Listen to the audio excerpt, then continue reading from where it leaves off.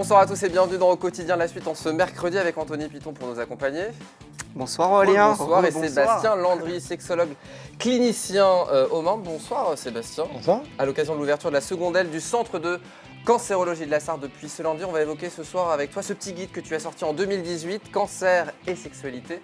Si on en parlait, ce sera le cas dans quelques instants. Mais pour commencer, c'est l'heure du tour de magie de Philippe Bonneman à l'occasion du Festival international de magie qui aura lieu ce week-end. Bonsoir Philippe. Bonsoir. Un nouveau tour de magie ce ouais. soir dans le cadre du Festival international de magie qui aura lieu ce week-end. Qu'est-ce que tu vas nous proposer ce soir? Eh bien un jeu, enfin un tour de cartes sur la chance. Tu as déjà un dé, tu as Un dé qui n'est pas pipé, je vais le montrer à nos téléspectateurs. Voilà. Hop, je tourne. Et je vais aller relativement vite parce que voilà, tu vas choisir une carte où tu veux. Alors, voilà. Celle-ci. Tu la regardes, tu la faire voir aux téléspectateurs Très bien. et tu la remets où tu veux, mais pas au même endroit du moins. Pas au même enfin, pardon. tu peux la mettre où tu veux, mais voilà. Je ne sais pas si vous avez remarqué, dans un jeu de cartes, il y a des as, des 2, des 3, etc. Et est-ce qu'il y a un hasard? On ne sait pas, mais en tout cas, si on fait la somme de toutes les cartes, on va tomber sur 364. Il y a 2 jokers, 365 pour le premier, pour les années bissextiles, 366. Et puis il y a 4 couleurs qui correspondent à 4 saisons. Est-ce que c'est un hasard? Il y a 13 numéros jusqu'au roi, 13 lunes. C'est bizarre tout ça. Hein. Alors on va voir si... Donc je vais faire des paquets comme ça, des petits paquets. Voilà, 1, 2, 3, 4, 5, 6. 1, 2, 3, 4, 5, ça tombe sur des cartes au hasard. Et j'y vais. Je vais faire vite fait des paquets comme ça jusqu'au bout. Alors c'est le tour le plus long que je connaisse, mais par contre je vais le faire le plus rapide. Un petit café les amis en oui, attendant. Oui. Donc, une pause pipi peut-être? une pause pipi, voilà. Non, vous restez avec nous. Vous restez avec nous. Alors pendant ce temps-là, tu vas prendre le dé en poche. Alors attends, c'est impossible. Est-ce que tu vois ta carte? Non. Non, c'est impossible. Tu vas jeter le dé.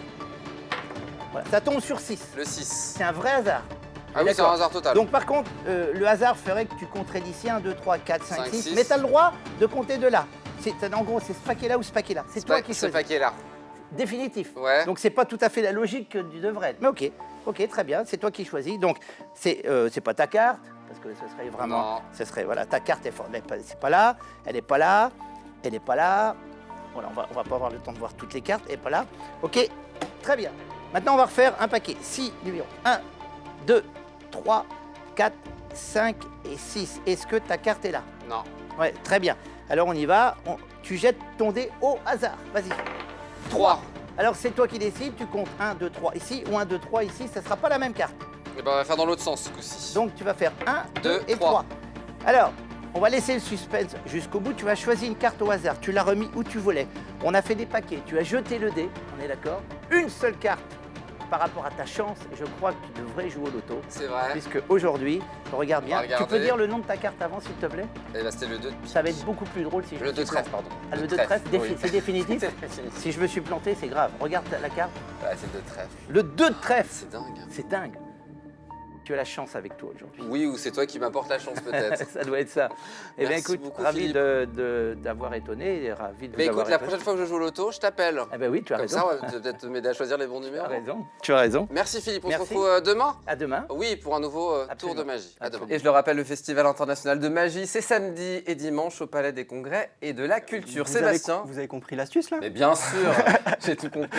Je sais tous les secrets évidemment du magicien Philippe Bonneman. Sébastien, à l'occasion de l'ouverture de la seconde aile du centre de cancérologie de la Sarre depuis ce lundi, situé au 66 rue de Degré, face à la maternité de l'hôpital du Mans, issu d'un regroupement entre le centre Jean-Bernard, la clinique Victor Hugo et l'hôpital. Je voulais évoquer avec toi ce petit guide que tu avais sorti en 2018, Cancer et sexualité, si on en parlait, aux éditions InPress, est toujours disponible. Car oui, l'idée c'est de se dire que ces deux termes ne sont pas à opposer. Cancer et sexualité, on peut les regrouper. Oui, exactement. Alors maintenant, on voit quand même, on en parle beaucoup plus facilement, mais ça reste encore un sujet qui est un peu tabou. Les soignants ont du mal à l'aborder, les patients aussi. Et en fait, on a beaucoup de problématiques liées à la fois à la pathologie cancéreuse, mais également au traitement, et qui vont des fois perdurer des années après l'arrêt des traitements, et du coup mettre à mal un peu la sexualité des patients. L'idée de cet ouvrage, c'est d'accompagner le malade pendant sa maladie, puis aussi après, il y a aussi le post-cancer où il faut gérer sa sexualité. Oui, exactement. Dans le livre, l'objectif, c'était d'amener des explications sur qu'est-ce que la maladie et qu'est-ce que les traitements impactent tant chez l'homme que chez la femme, et surtout de donner des pistes de solutions vers quels professionnels se retourner, faire peut-être quelques exercices, des petits conseils techniques, parce que des fois, il y a des problématiques purement techniques, et puis aussi des problématiques d'ordre psychologique liées à la maladie. aussi. Alors avant de venir sur ces difficultés, quelques chiffres sur les troubles sexuels post-cancer. Oui, post-cancer, il y a une étude qui s'appelle Vican 5, hein, donc c'est la vie 5 ans après un diagnostic de cancer, qui met en avant quand même qu'un homme sur deux et 4 femmes sur 10 après 5 ans après leur diagnostic de cancer, souffrent encore de problématiques sexuelles et surtout qu'ils n'osent pas en parler à leur médecin. On a 81% des femmes et 61% des hommes qui l'ont jamais abordé avec les soignants. Et les médecins, les soignants n'abordent pas forcément ce sujet-là. Donc on se retrouve avec des personnes qui disent, bon, bah, je suis dans l'après-cancer, je reprends ma vie et en fait ma sexualité est impactée. Oui, on se concentre sur la maladie et pas sur la vie intime. Parfois. Oui, exactement. Au début, voilà, c'est ça, la vie reprend, mais après, le problème dans un couple, si la sexualité disparaît, ça peut être problématique. Alors justement, quelles sont les difficultés intimes et sexuelles que peuvent rencontrer les malades, mais aussi les anciens malades? Alors bien souvent, pour les deux sexes, hein, on va avoir une diminution du désir sexuel. C'est-à-dire que la sexualité, on n'a plus de libido. Hein, pour faire simple, on n'a plus cette pulsion, plus d'envie de sexe. Ça, c'est pour les deux sexes. Chez les femmes, c'est assez fréquent d'avoir des sécheresses vaginales, ce qui donne des douleurs à la pénétration. Donc pas forcément agréable d'avoir mal pendant la sexualité. Et chez l'homme, on va avoir des dysfonctions érectiles et des fois des troubles éjaculatoires, mais c'est un petit peu plus rare, mais vraiment des difficultés à avoir des érections. Donc quand ça se produit, forcément après il y a le côté psychologique qui est là, qu'est-ce qui m'arrive, mes estimes de soi, et puis on perd confiance en ses capacités sexuelles et puis ça peut mettre à mal un couple. Les solutions, quelles sont-elles? Est-ce que c'est des traitements thérapeutiques, médicamenteux, les deux? Les deux. Alors des fois, il faut régler, il y a un problème organique. Hein. Par exemple, on donne des conseils d'hydratants vaginaux pour les femmes, des fois des exercices aussi. Hein. Par exemple, la rééducation du périnée qui est hyper importante parce que un périnée qui est trop tendu, ça peut donner des douleurs à la pénétration.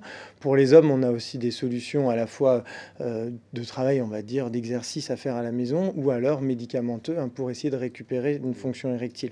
Et puis, il y a un soutien psychologique à faire parce que la tête va s'en mêler et forcément, elle va amplifier les problématiques sexuelles. Il faut maîtriser la problématique et ensuite trouver une solution. C'est ça surtout l'idée. Ouais, l'idée, c'est vraiment d'essayer déjà de comprendre quelle peut être l'origine ou les origines des troubles sexuels et après de s'orienter vers les bons professionnels. Justement, au Mans, ce centre de cancérologie qui est totalement opérationnel, ce centre de cancérologie de la Sarthe, aujourd'hui, peut répondre à ces problématiques sexuelles liées à des maladies? Oui, bien sûr. On a vraiment, dans le centre, on a la clinique Victor Hugo qui propose des consultations d'oncosexologie, hein, donc vraiment dédiées aux problématiques sexuelles pour leurs patients.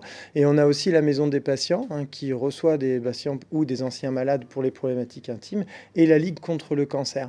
Et depuis le confinement, s'est développée aussi la téléconsultation. Pour les patients qui habiteraient vraiment loin dans le département, on peut proposer aussi un suivi à distance ou au moins de répondre aux questions et aux problématiques et de donner des pistes de solutions aux patients.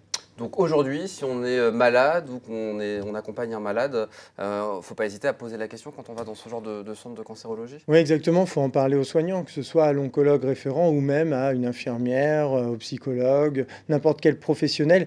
Ils sont sensibilisés à ces problématiques et ils vont renvoyer après vers le sexologue. Ce qui n'était peut-être pas le cas avant. Aujourd'hui, il y a une évolution par rapport à ça, de parler sexualité et maladie. Oui, avant, c'était un gros tabou. On en parlait vraiment quasiment jamais. Ouais. Et maintenant, dans les formations, on a de plus en plus de thématiques autour du cancer et de la sexualité. Donc, les soignants sont sont informés et peuvent au moins rediriger vers les autres professionnels qui vont pouvoir aider les patients.